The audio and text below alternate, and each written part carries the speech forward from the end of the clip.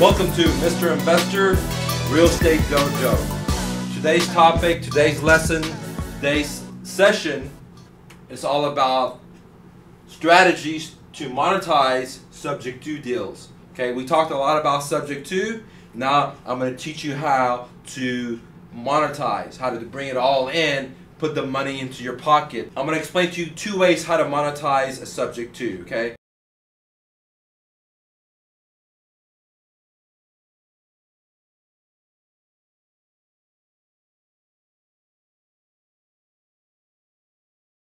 The first thing you could do to make money off a subject to is called retelling. Retelling it. And what that means is that you're going to focus on selling it to an end buyer. Who's an end buyer? Who's our audience? Somebody that cannot get a loan. Somebody with bad credit, self-employed. Somebody that's close to FHA but still needs a little bit more time, okay, to become more seasoned. Okay, that's the end buyer. So when you retail it, you're looking for end buyers.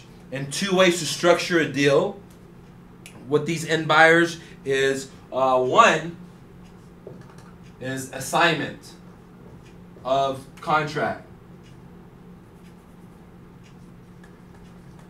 Okay? The second way is to do a wrap.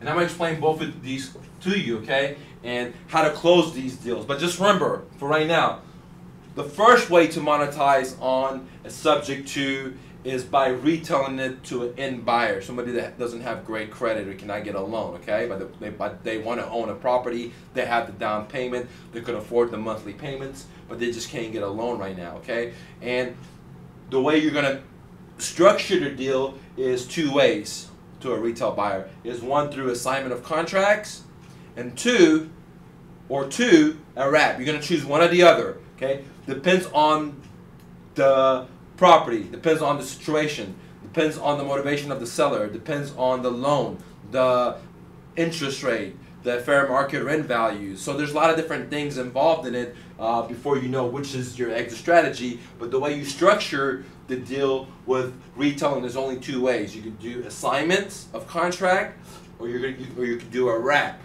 Now I'm going to go ahead and talk about both of these, but I'm going to go ahead and talk about assignment of contract at first.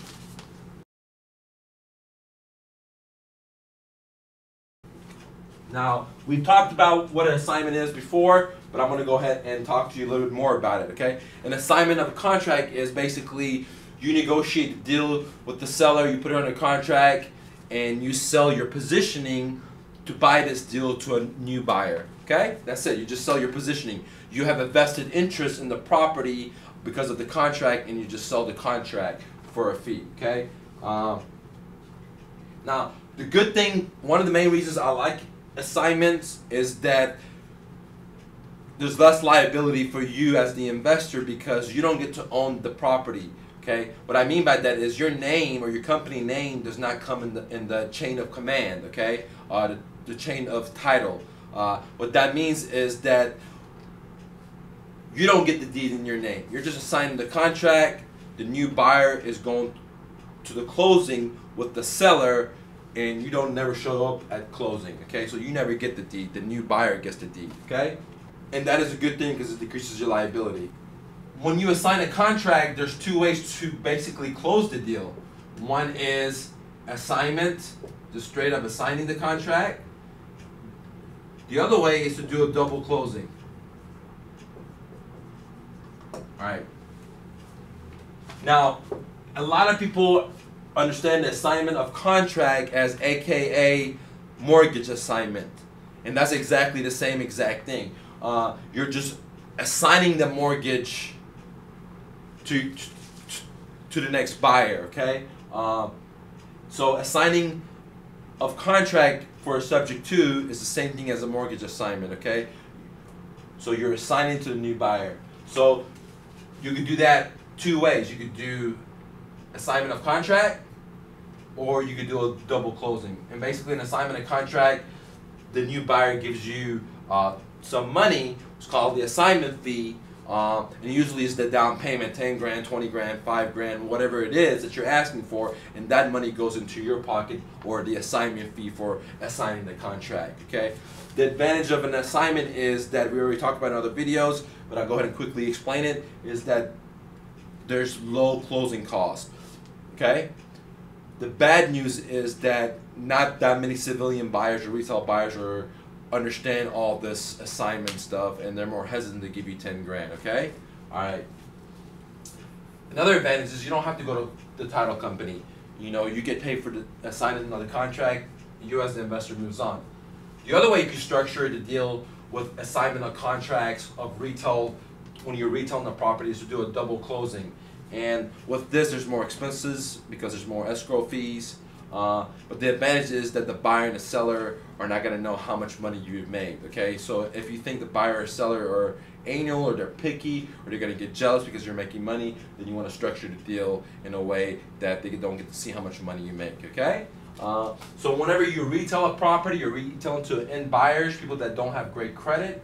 And then there's two ways to structure the deal, is basically to do an assignment of your contract or do a double closing. On a double closing, the bad news is that the title is going to come into your name, and then you're going to give it to somebody else, which means that you will have some liabilities for the title and the ownership transfer, okay?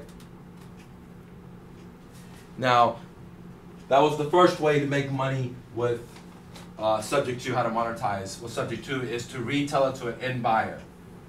I personally don't like to do this that much because, for many reasons. The first one is that it's a lot of work, okay?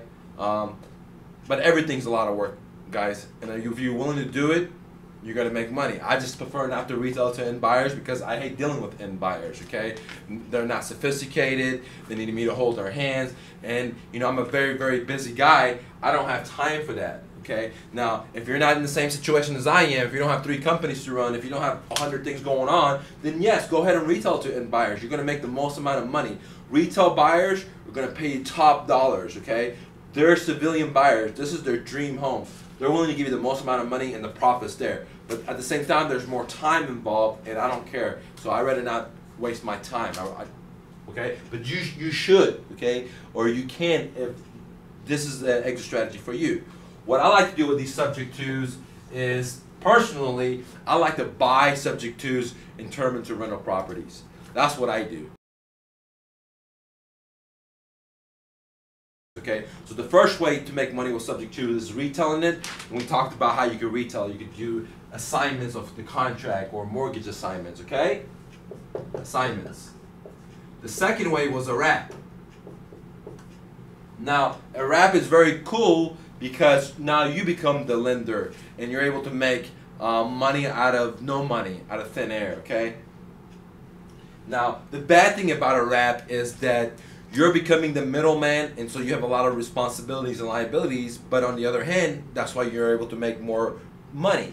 And with the wrap, there's 3 phases of revenue generation, okay? And I'm going to explain all this to you, okay? So, but just understand, whenever you do a wrap, the deed comes to you, then you sell it to a retail buyer and buyer, okay? So you're on title.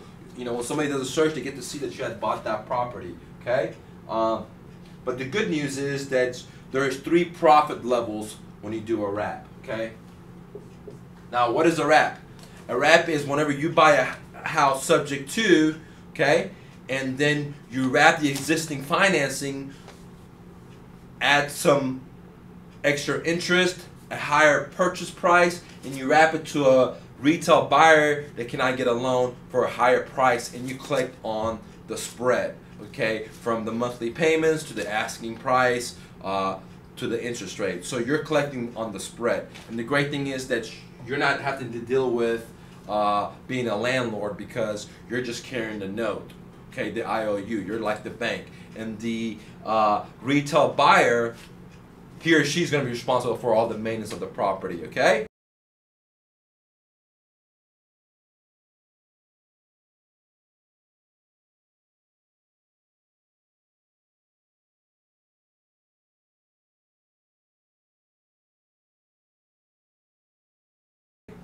Now let's talk about how the wrap works and 3 levels of profit margin with a wrap. Okay, this is very important. There's 3 ways to make money on a wrap whenever you sell at retail. Okay, so the first way that you can make money on a wrap is the down payment. Okay, the second way you can make money is on the monthly cash flow. And the reason this happens is because let's say I buy a house from a motivated seller and their existing loan is 5%. Then I turn around and sell that same exact note for 9%. So I'm going to make 4% interest off money that I didn't even have, or off of money I didn't even invest. Okay, the previous lender invested in it. Okay, so dude, that's the great thing, and that's why you're able to get the monthly cash flow, because whatever the interest rate is, you're going to add a few points on top of it, which is going to cause you to have a positive cash flow to the monthly. So the 3 levels that you're going to make money off of on a wrap is 1, the down payment, the monthly cash flow, and number 3, your exit cash out. Okay. Now some people call this the back end cash out. I like to call it the exit cash out, but it's basically the same thing. So your back end profit is, let me explain this to you, but then I'll go ahead and put numbers into it. But let's say you bought the house for 80, and whenever you sell it to a retail buyer via owner financing, you sell the property for 100. See, the difference is the 20, and that's called your back end profit. Does that make sense?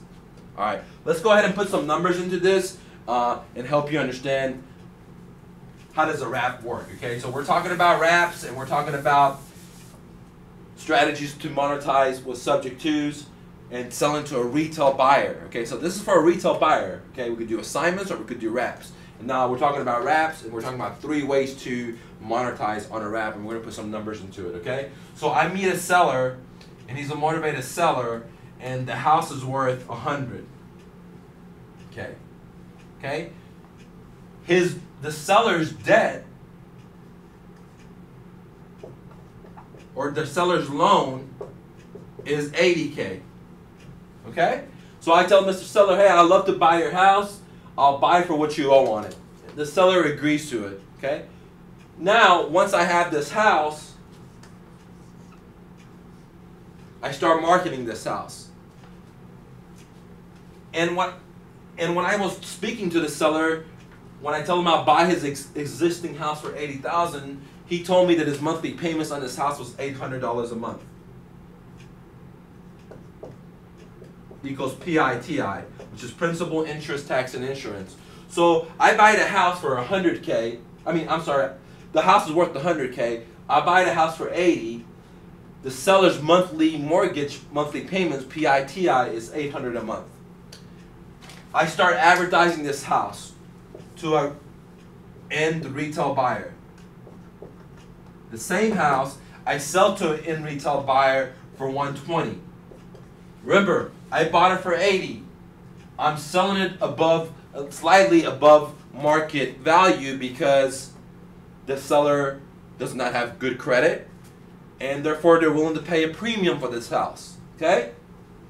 Because there's existing loan. So the end buyer here is really more interested on the pre-existing financing. That's what really intrigues them, because they want to own this house, but they can't.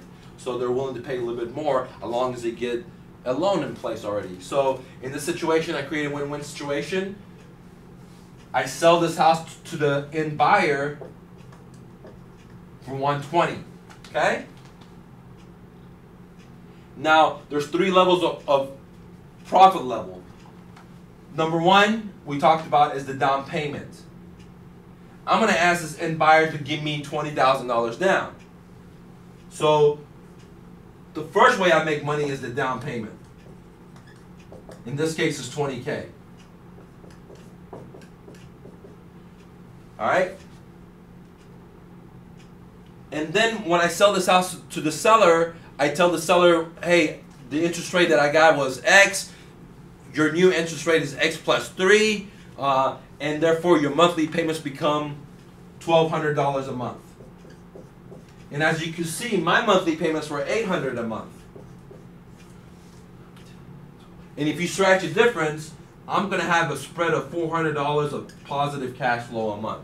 So what happens is that I sell this house to the buyer for $120. The buyer needs to give me $20K down, which is the first level of profit I'm going to make on a wrap deal. Then the second way I'm going to make is monthly cash flow. And on this specific transaction, I'm going to get $400 a month for the next 30 years, or whatever the term was on the note. And the greatest thing is what I call the exit profit, or the back end profit.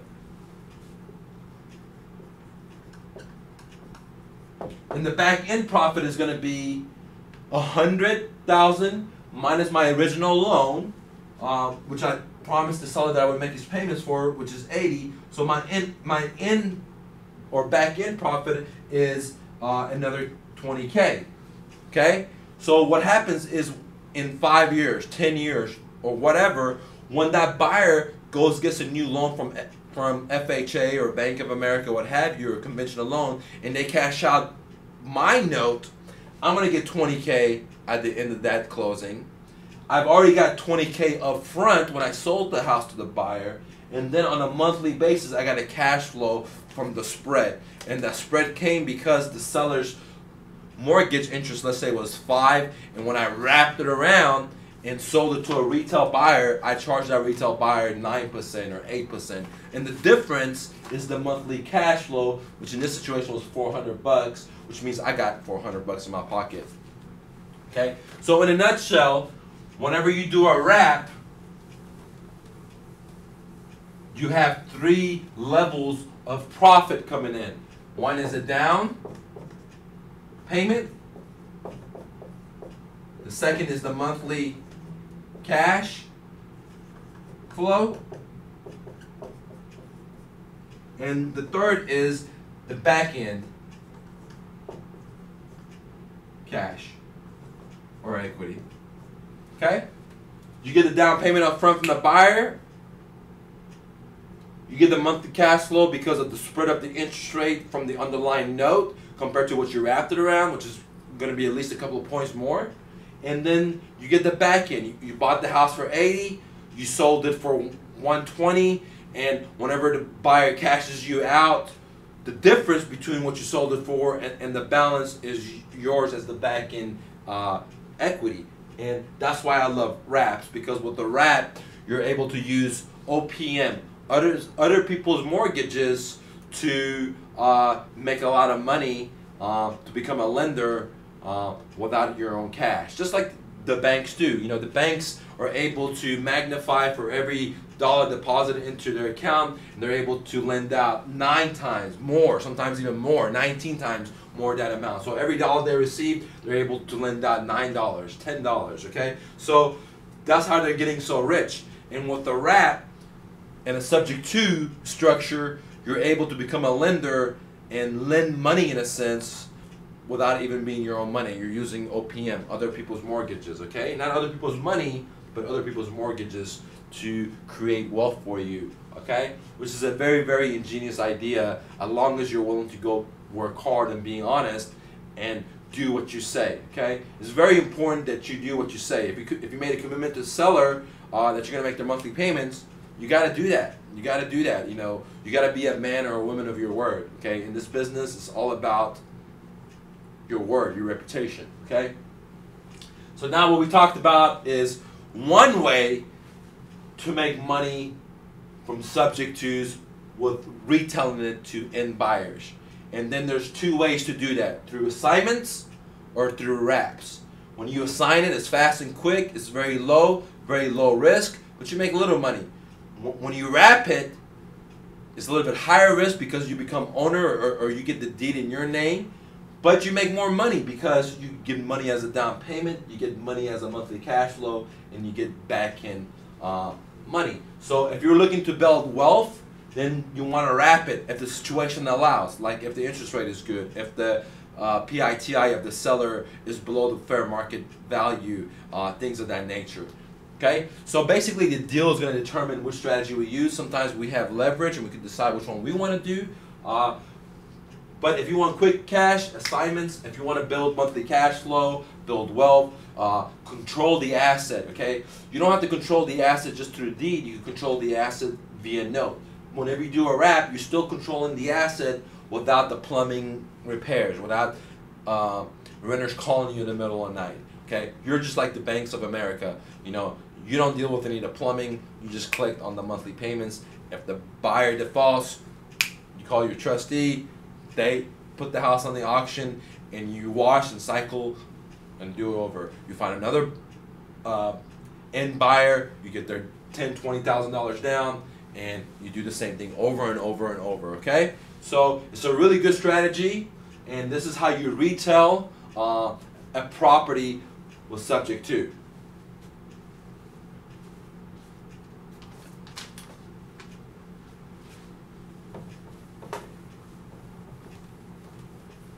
Now, let's talk about part 2 of how you can monetize subject to, because part 1 was retailing it, and we just talked about it, okay? Now, part 2, how can you monetize if you don't want to deal with retailers like I do? I don't like dealing with retail customers. So the way I do it, or the way I like to do it, is I wholesale to investors. Okay. Why do I like this method? Because it's quick, it's fast. I'm dealing with professionals. I'm dealing with people that understand assignments, and they know what they're doing. And as long as the deal is good, as long as there's a lot of meat on the bone, they're gonna eat it up. It's gonna create a win-win. They're gonna win. I'm gonna win. The new buyer's gonna win. The seller's gonna win. And it's in and out all day long. I'd rather hit at one base every day than strike out, guys. Okay, and so this is where it is.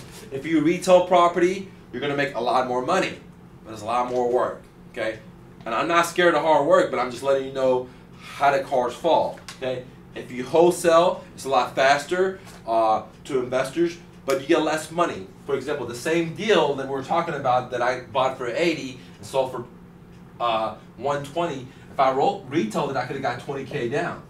That same deal, if I wholesale it, I might only be able to get 4K, 5K. Why? Because I have to leave enough meat on the table for the other investor. Okay. So the second way to monetize on subject twos is one of my favorites. Is basically I wholesale to investors. Okay. Now, when an investor buys a subject to deal, what can he or she do? Well, many different things. If they're like me, they buy and hold property, subject to, okay? And rent them out. Other investors may buy it and do owner financing and carry the note and sell it to a retail buyer. Other investors like fix and flips. They'll, instead of buying a property, you know, that's worth $100,000 or $50,000 cash, instead of paying 50K, maybe the seller is willing to do owner financing or do a subject to, and you don't have to pay 50K cash, okay? You pay the seller a couple of grand in their pocket, and you just leave the underlying note there. You rehab the property, and then sell it in 2 or 3 months, and then cash out the loan. So there's a lot of ways to structure it, okay? So when you sell to a wholesaler, he or she may have many different exit strategies, from renting it out, buying and fixing and flipping it, doing owner financing. But the good news is that they know what's going on, and they're willing to give you quick cash for a good deal, okay? And so in a nutshell, 2 ways to monetize on subject to deals is retailing it to an end buyer, somebody that doesn't have great credit, or wholesaling it to an investor, which then he will go and retail it, or he will fix and flip it, or he will just sell it traditionally, or he'll just rent it out, or he'll owner finance it, or whatever his exit strategy is. But as long as you leave enough meat on the bone for this investor, you should be able to move these properties quick, okay? There's a lot of investors that love subject twos. I am one of them, okay? Now, let's talk about 2 ways that you can sell to this investor. Once again, you could do assignment of contract. the fastest way. This is the way I like to do with most investors, okay? Now, some investors may be greedy. You know, they might have a problem if you're making 20 grand. I don't have a problem if you make 20 grand, guys. If you bring me a deal and you bought it for $1 and it's worth 100 and you're going to sell it to me for 60 and the numbers work for me, man, I'm going to take my hat off of you because you just made 60 grand and you're a great hustler, and I'm going to try to talk to you and learn how you negotiated that deal, okay? But some other investors, if they see you make 60 grand, they're gonna get upset. You know, they're gonna get their panties crossed. You know, I don't want to be sexist, but they're gonna get upset. They're not gonna be happy. Okay. So in that sense, you're gonna do strategy number 2. You're gonna do a double closing. Okay. Now, I don't like doing double closing with investors because it just costs more time. It costs more money, and I like dealing with people that are happy that I made a lot of money. As long as I'm leaving them a lot of meat on the bone and they're going to make a lot of money, they're happy. They're not trying to squeeze me for every penny that I made just because I got a good deal. If the numbers work for you, Mr. Investor, then it should be irrelevant what I paid for it, okay? And that's my theory. But unfortunately, not all investors have that mental attitude. My mental attitude is this world has unlimited amount of resources. So I don't care if there's millions of competitors, there's enough for me. As long as I'm focused on doing what I got to do, good for you. The harder you work, the harder it makes me work. So my mentality is there's unlimited amount of resources.